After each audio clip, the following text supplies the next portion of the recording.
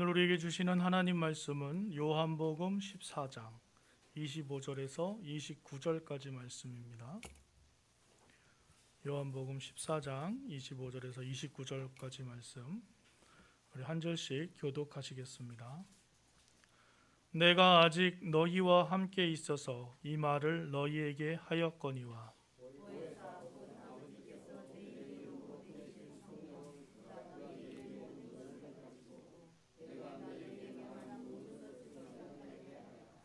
평안을 너희에게 끼치노니 곧 나의 평안을 너희에게 주노라. 내가 너희에게 주는 것은 세상이 주는 것과 같지 아니하니라. 너희는 마음에 근심하지도 말고 두려워하지도 말라. 너희에게로 온다 하는 말을 너희가 들었으니 나를 사랑하였더라면 내가 아버지께로 감을 기뻐하였으리라. 아버지는 나보다 크심이라. 아멘.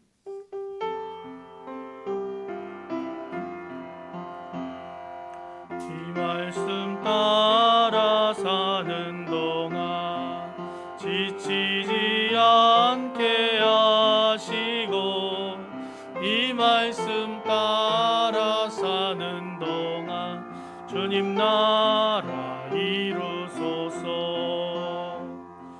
이 말씀 따라 사는 동안 지치지 않게 하시고 이 말씀 따라 사는 동안 주님 나라 이루소서. 아멘. 6월 첫 주 또 성령 강림절 둘째 주 예배에 주님 앞에 나오신 여러분을 주님의 이름으로 환영하고 축복합니다. 6월 한 달 동안에도 하나님의 보호하심과 인도하시는 축복이 여러분의 삶에 함께 하시기를 주님의 이름으로 축원합니다. 보니까 29절 말씀 안 읽었네요. 예, 28절까지만 읽고 바로 들어가 버렸어요. 29절 말씀 같이 한번 읽을까요? 이제 일이 일어나기 전에 너희에게 말한 것은 일이 일어날 때에 너희로 믿게 하려 함이라. 아멘. 예수님께서 지금 성령님을 소개하고 계시는 겁니다. 이 장면은 지금 예수님께서 십자가에 달려 죽으시기 전의 이야기거든요. 예수님이 십자가에 달려 죽으시기 전에 제자들에게 성령님에 대해서 말했습니다. 근데 여러분, 예수님이 죽기 전에 이 말씀을 하신 거에 대해서 우리가 여러분들도 잘 모르셨죠? 예? 여러분 아셨어요? 예수님께서 십자가에 달려 죽으시기 전까지는 우리의 생각이 어디에 집중되어 있냐면 예수님이 예루살렘에 올라가시면 뭘 하실까? 여기에 집중되어 있기 때문에 예수님께서 성령님에 대해서 이렇게 요한복음에 계속 말씀하신 거에 대해서 우리가 이렇게 금방 보면서도 이렇게 마음 깊이 받아들이지 않았습니다. 예수님이 성령님을 소개해 주시고 이런 분이 오실 거야, 이런 분이 오실 거야. 그리고 내가 지금 이런 얘기를 너희에게 하는 이유는 이런 일이 일어날 때에 너희로 믿게 하려고 내가 미리 얘기하는 거야. 이렇게 말씀해 주셨는데 우리도 그냥 읽으면서 그냥 잊어버리고 제자들도 마찬가지죠. 제자들도 이렇게 예수님이 하신 말씀을 듣고 그냥 다 잊어버렸어요.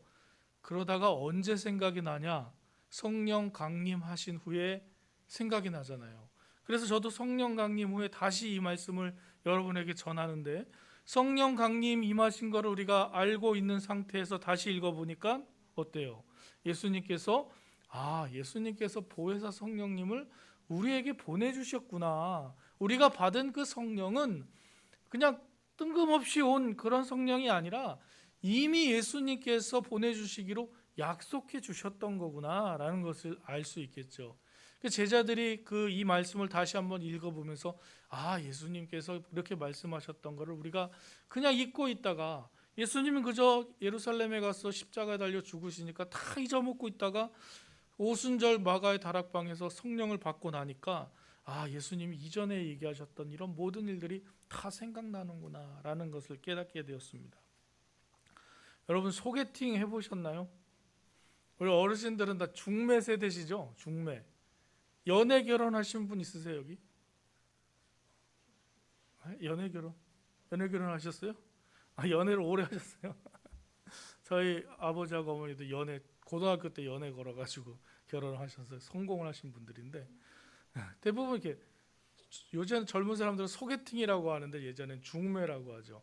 근데 중매를 들어도 어떤 좀 신뢰할 만한 사람이 중매해야 그 중매를 서죠.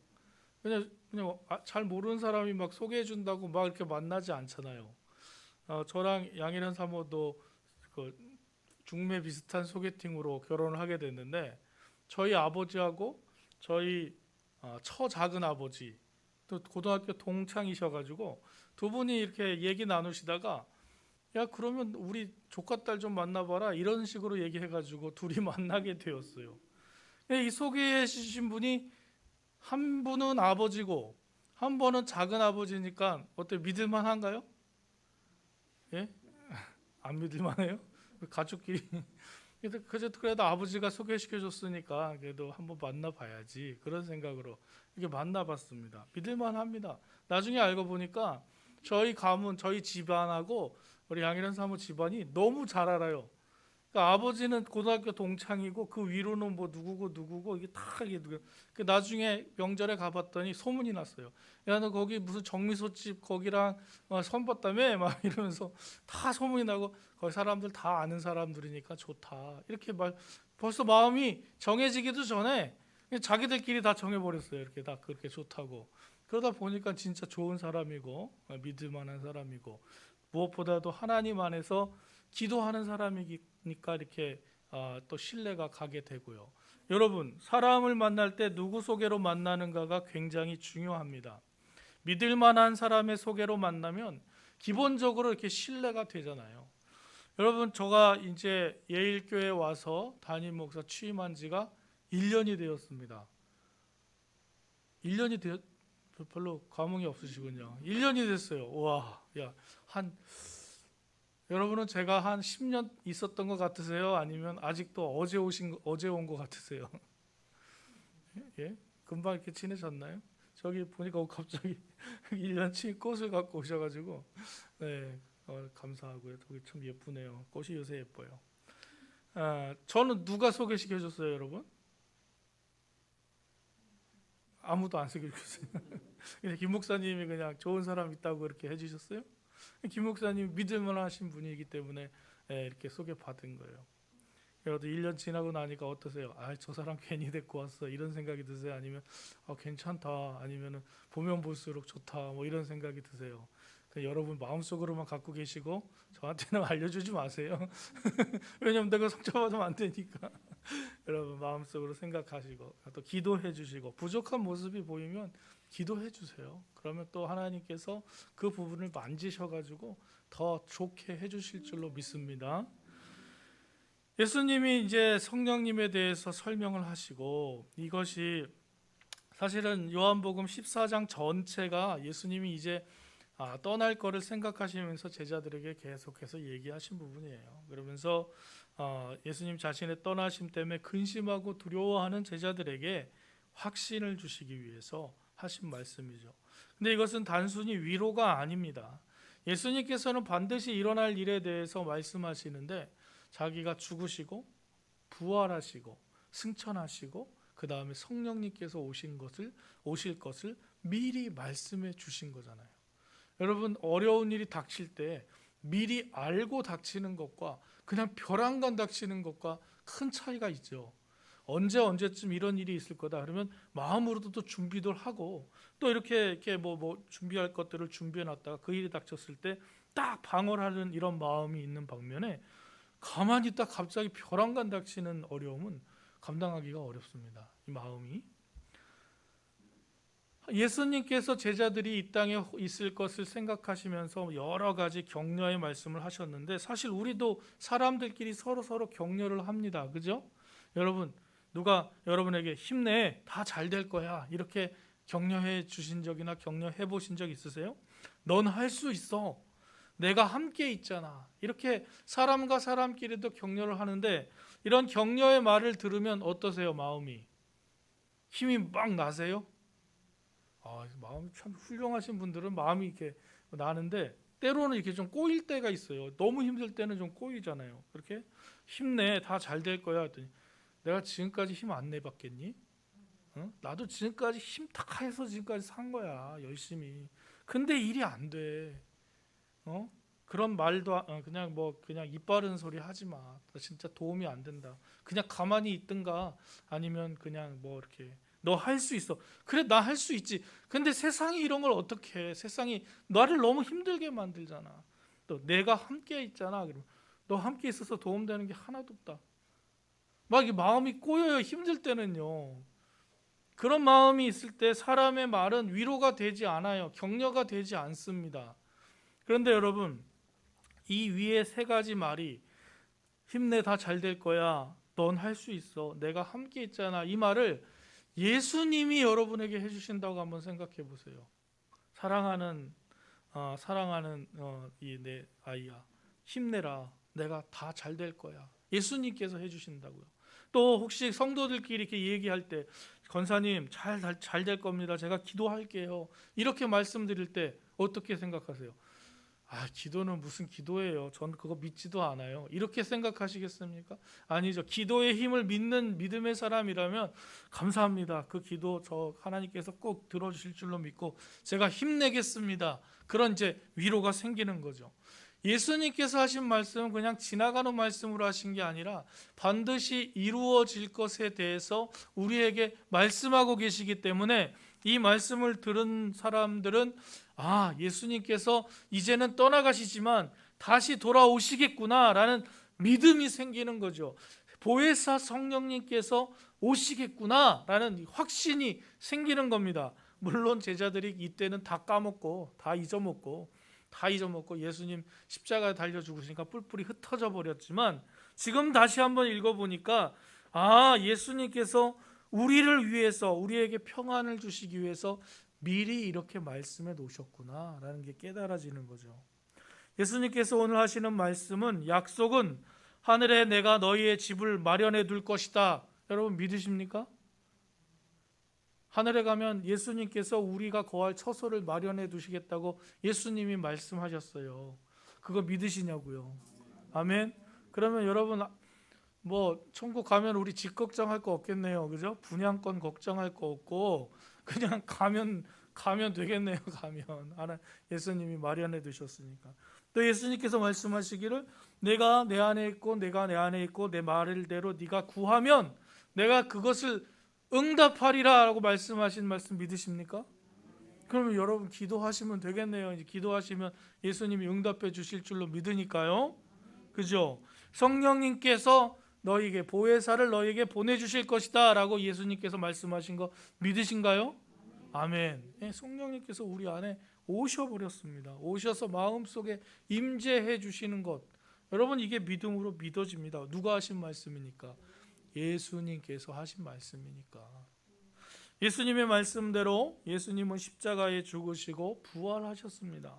또 예수님의 말씀대로 성령께서 우리에게 오셨습니다. 이제 우리가 살아가면서 원하고 바라는 것은 이 성령, 내 안에 계신 성령님이 어떻게 임하시냐면 그냥 찔끔 임하시는 게 아니라 충만하게 임하시도록 간구하고 기도하고, 그 마음을, 우리의 마음을 성령님께 드리는 훈련을 통해서 성령님께서 우리를 주장하시게 하는 그런 삶을 사는데 우리의 삶의 목적이 있습니다. 우리의 삶의 훈련이죠. 이 굉장히 안 되는 부분입니다, 여러분. 성령님께서 우리에게 계신 거 분명히 알고, 우리가 말씀을 통해서나 뭐 성경을 읽다가 깨달음 때문에 갑자기 은혜를 받아서 마음이 좋아졌다가 충만해졌다가 또 금방 닥치는 그 일에 때문에 이 충만한 성령의 충만한 마음이 확 오그러들어 버리는, 이 표현 이렇게 해서 죄송하지만 그렇지 않습니까? 풍선이 이렇게 바람이 불면 풍선이 가득 차서 팽창해 있다가 하루 지나면 어떻게 돼요? 이게 이제 줄어들고 그 다음에 아주 쭈그러드는 것처럼 우리의 심령이 그렇습니다. 성령 충만한 것 같다가 예배 드리고 집에 가기 전까지 마음이 풍성했다가 갑자기 집에 돌아가다가 불편한 일이 하나 생기면 에잇 하면서 그 다음 충만했던 마음이 다 없어져요. 집에 가면. 그럴 때가 종종 있지 않으세요? 종종 있으시지 않기를 바랍니다. 여러분의 마음을 성령 충만한 상태로 꼭 잡아두시기를 주님의 이름으로 축원합니다. 그래서 왜 그러게 됩니까? 성령 충만해서 성령이 인도하시는 대로 사는 삶을 살면 우리가 하나님의 뜻대로 살 수 있기 때문입니다. 왜? 성령은 하나님의 영이요 예수 그리스도의 영이시기 때문에. 성령은 누구의 마음대로 움직이시나요? 성령은 하나님의 뜻대로 우리를 살도록 움직여 주시는 분이시기 때문입니다. 그래서 성령이 굉장히 중요하죠. 성령께서는 이제 우리의 마음속에서 역사하시기 때문에 나와 성령, 바울이 표현하기는 성령의 법대로 사는 사람과 육체의 법대로 사는 사람, 이렇게 나눠서 항상 생각하고 있습니다. 그리고 바울은 얘기합니다. 내가 육체의 정욕대로 이 둘이 내 마음에서 계속 싸운다. 오호라 곤고한 사람이여, 내가 내 안에서 성령의 법과 육체의 법이 날마다 싸워서 나는 날마다 죽는다라고 표현합니다. 이게 별세 신앙이죠. 날마다 죽는 신앙. 누가 죽는 겁니까? 성령의 법이 살도록 육체의 법을 죽여나가는 겁니다. 육체의 욕심과 욕망을 죽여나가는 거죠. 죽인다니까 되게 무섭네요. 뭘 어떻게 얘기해야 되죠? 나를 내려놓고 성령이 주장하시게 하는 것이죠. 예수님께서 보내신 성령님, 오늘 말씀 보니까 성령님의 이름이 뭐라고 나와 있냐면 보혜사라고 나와 있습니다. 보혜사. 그래서 보혜사가 이게 뭘까? 옛날에는 이 보혜사 그러면요, 딱 쳐주세요. 보혜사 그러면 한문으로 보호할 보자에 그다음에 은혜의 자, 그리고 저건 스승사자죠. 이렇게 나왔습니다. 그래서 많이 해석하기를 우리를 보호해 주시고 은혜를 끼쳐 주시는 분이구나, 그렇게 생각을 많이 했습니다. 그런데 저 보혜사라는 말은 헬라의 성령을 얘기했던 파라클레토스라는 그 히브리 말을 한자 말로 바꾼 얘기예요. 그러니까 저 보혜사라는 거는 저 한자의 뜻이 있다기보다도 파라클레토스라는 말을 음역한 거예요. 예를 들어서 여러분 잘 아시는 스페인을 뭐라고 불렀죠? 옛날에는 스페인을, 지금은 그냥 스페인 이렇게 부르지만 옛날에는 한자 말로 뭐라고 불렀어요? 서바나 들어보셨어요? 서바나에서 오렌지가 많이 납니다, 막 이런 식으로 얘기하면 그게 뭐냐면 옛날에는 스페인에 오렌지가 많이 난다, 이런 것이죠. 이게 한자 표기거든요. 그리고 페르시아를 성경에서는 뭐라 그러죠? 여러분 잘 아시는데 두 글자로 바사. 다니엘서 보면은 바사 왕국이 일어났다, 그렇게 기억나시죠? 이 표현들이 다 어떤 표현이냐면 한자어로 바꿔서 쓰느냐고 그렇게 표기된 거예요. 그래서 저 보혜사는 뭔가 보시죠. 보혜사는 뭐냐면요, 어떤 의미를 갖고 있는 말이냐면 대언자, 변호사, 중재자, 협조자, 대변자, 이런 뜻을 가지고 있는 그런 단어였어요. 파라클레토스가. 이거를 번역할 수 있는 말이 아니고 끌어다 쓸 수 없는 말이니까 보혜사 이렇게 썼습니다. 그러면 성령이 보혜사면 누구를 대언해 주실까요? 답이 벌써 나와버리면 안 되는데. 누구를 대언해 주실까요? 성령님은 하나님의 말씀을 대언하시겠죠. 또 예수님의 영이니까 예수님의 말씀을 대언하시겠죠. 그러니까 성령께서 우리에게 깨닫게 하시는 말은 누구의 말이냐? 하나님의 말, 예수님의 말이다. 그럼 변호사예요. 그러면 이 성령님은 누구를 변호하시나요? 하나님을 변호할까요? 누굴 변호해 줄까요? 한번 보세요. 우리를 변호해 주시죠. 우리를 누구에게 변호해 주시나요? 하나님께. 하나님이 우리의 죄를 물으실 때 예수님께서 속죄당하셔서 십자가에 달려 죽으셨던 것처럼 이 성령님께서는 우리를 변호해 주십니다. 이 사람은 물론 하나님 앞에 죄를 졌지만 예수 그리스도께서 십자가에 달려 죽으셔서 그 죄를 다 씻어주셨지 않습니까? 하고 이제 그 재판을 생각해 보세요. 판사가 딱 있으면 하나님이 재판석에 앉으셔서 저 사람은 죄인이다, 다 감옥에 가야 된다, 이렇게 할 때 성령님께서 예수님께서 십자가에 죽으셨기 때문에 저 사람은 예수님을 믿음으로 속죄해 주셔야 됩니다. 이렇게 변호해 주시는 거예요, 우리를. 또 중재자 역할을 하시는데 누구와 누구를 중재하시냐면 하나님과 우리 사이를 중재해 주시는 거죠. 그래서 그 협조자는 뭡니까? 누구의 협조자냐? 하나님의 협조자이시면서 동시에 누구를 도와주시나? 우리를 도와주시는 협조자가 되어주시고. 대변자는 누구냐? 대변자는 쌍방이에요.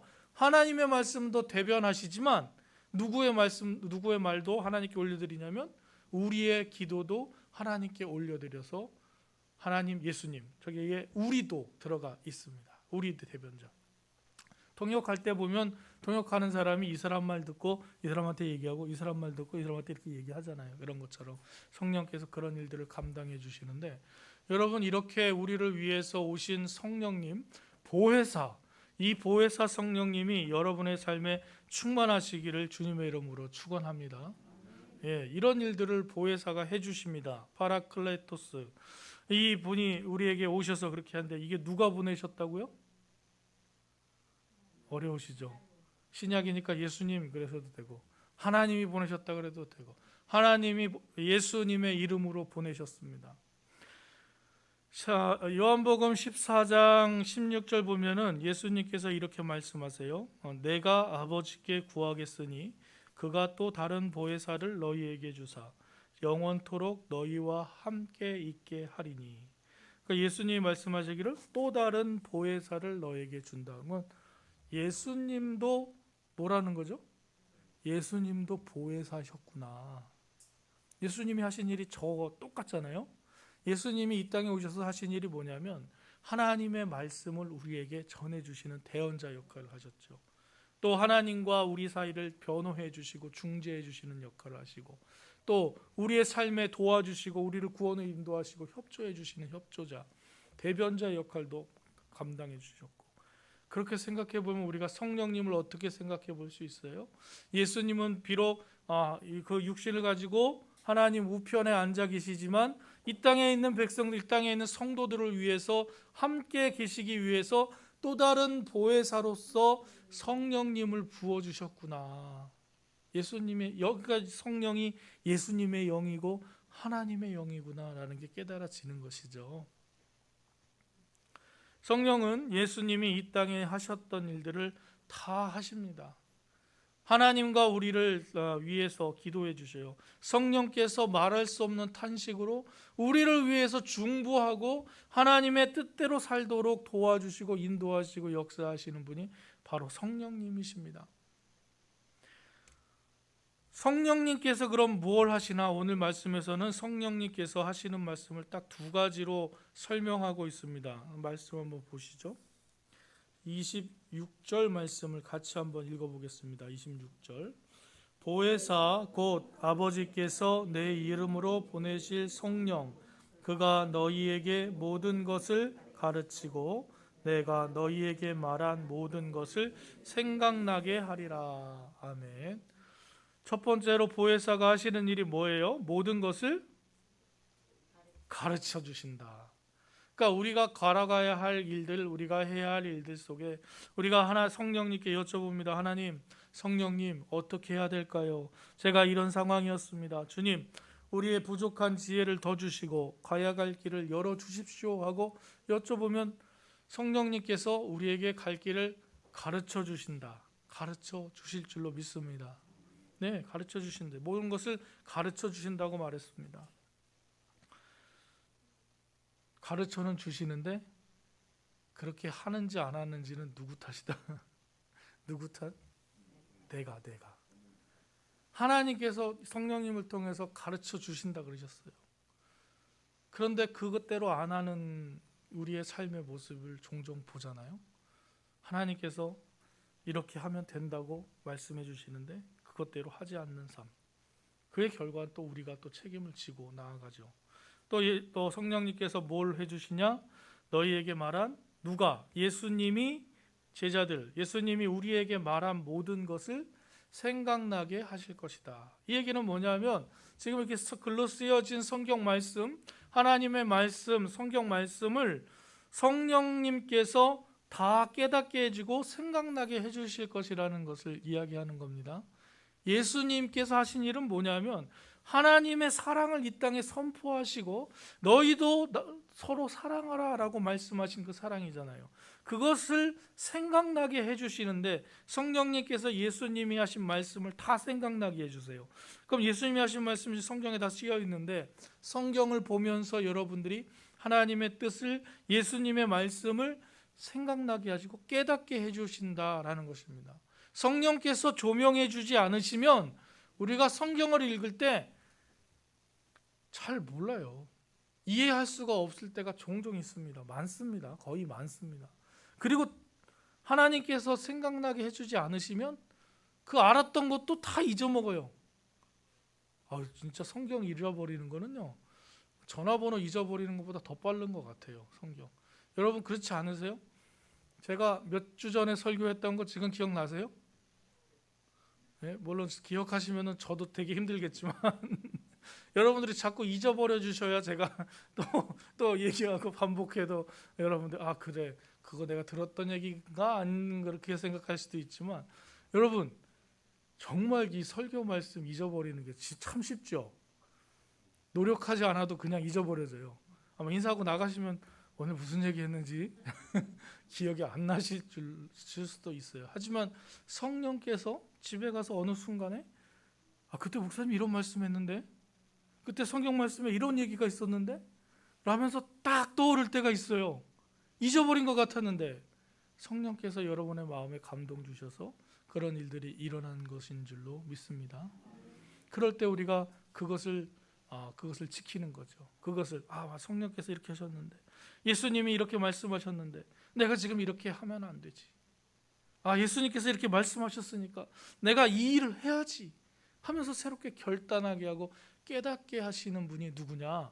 보혜사 성령님이시다. 이제 보혜사가 누구신지 여러분 잘 아시겠죠? 성령께서 하시는 일은 모든 것을 우리에게 가르쳐 주시고 모든 것을 생각나게 하시는 분이십니다. 그럼 지금 이 상황에서 예수님께서 성령님 보혜사에 대해서 말씀해 주시는 이유가 뭔가? 요한복음 14장은 예수님께서 십자가에 달려 죽으시기 전의 상황을 얘기한다고 말씀드렸습니다. 그 상황이 어땠을까요? 제자들의 마음이 예수님이 떠나가야 된다라고 말씀하실 때 예수님만 바라고 왔던 그 제자들이 예수님이 예루살렘에 올라가시면 내가 이제 십자가에 죽게 됐다라고 말할 때 제자들의 마음은 얼마나 실망하고 낙심되었을까요? 예수님께서 성령님에 대해서 다 말씀하시고 난 다음에 뭐라고 말씀하시냐면 27절 말씀에 뭐라고 말씀하시는지 같이 한번 읽어봅시다. 27절 평안을 너희에게 끼치노니 곧 나의 평안을 너희에게 주노라. 내가 너희 평안을 너희에게 세상이 주는 것과 같지 아니하리라. 너희는 마음에 근심하지도 말고 두려워하지도 말라. 아멘. 불안해하는 제자들에게 말합니다.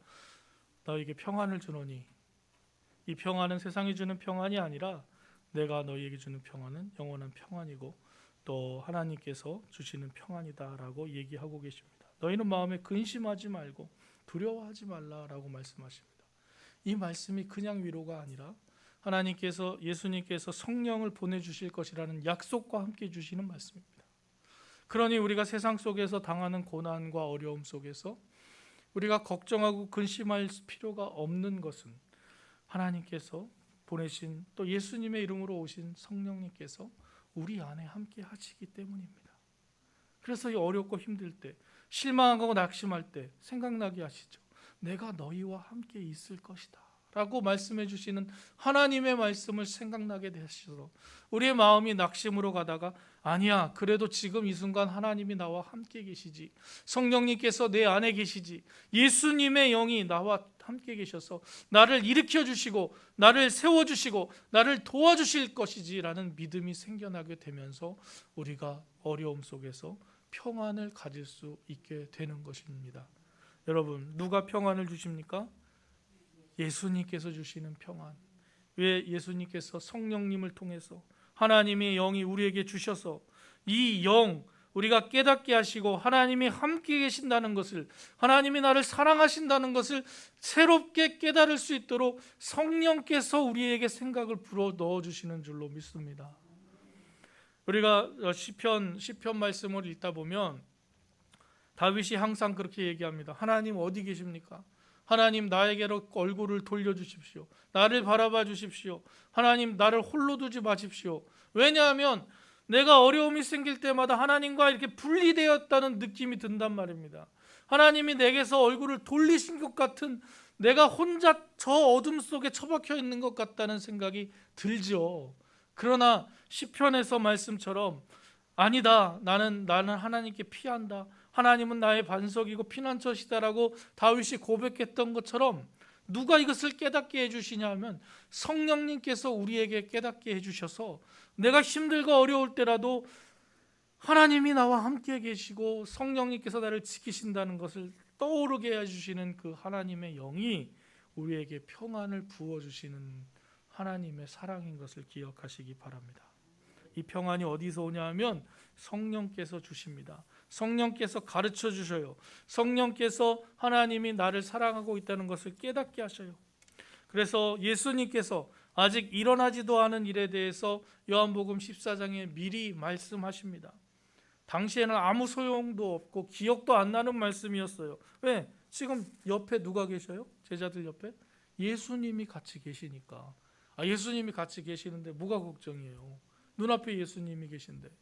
그런데 예수님이 승천하시고 나서 예수님이 눈에 안 보이니까 제자들의 마음은 다시 걱정과 근심 속에 있지만 오순절 마가의 다락방에 오신 성령님께서 그들의 마음속에 들어간 다음부터는 여러분 제자들의 삶이 얼마나 바뀌었는지 기억하시나요?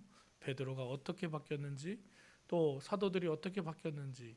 예전에는 예수님과 함께 십자가에 달릴까 봐 무서워서 예수님을 버리고 도망갔던 사람이라면 이제 성령께서 임하시고 그 안에 성령이 충만할 때 베드로는 사람들 앞에 달려가서 말합니다. 예루살렘에서 3,000명을 전도하는 권능을 발현해요.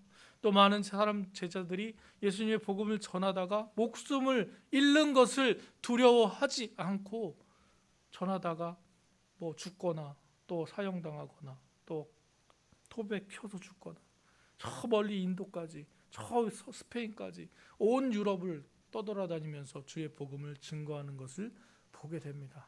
이제 우리가 성령의 사람들에 대해서도 성령 강림절 동안 이렇게 돌아볼 텐데요. 여러분, 제자들의 마음속에 이 말이 그때 그 말씀 진짜였어. 예수님께서 보혜사를 보내주신다는 거 정말 진짜였어.